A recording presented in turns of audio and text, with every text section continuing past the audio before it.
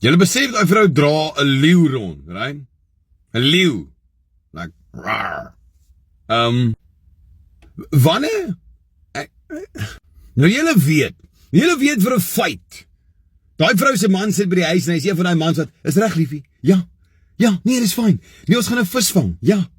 Nee, moet ek dit cancel? Vir jou. Natuurlik my vrou. Ja. Of hy bel hom. Hallo? Hi liefie, hoe gaan dit? Ja. Nee, ons is op die viswater, so 10 km op die water. Ja.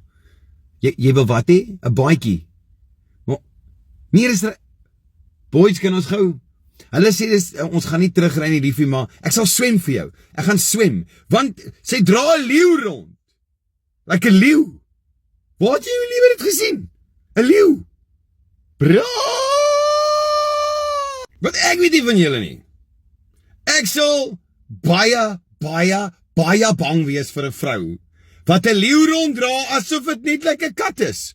Sy het gaan brood koop. Ja, brood koop, liefie. Hier is die brood, hier is die melk, hier is die leeu. Like jy sien daai leeu is dik bebliksemd want hy word rondgedra en sy sê ek is fyn.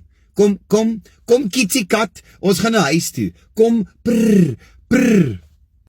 Ek's dumbstruck, mense, dumbstruck.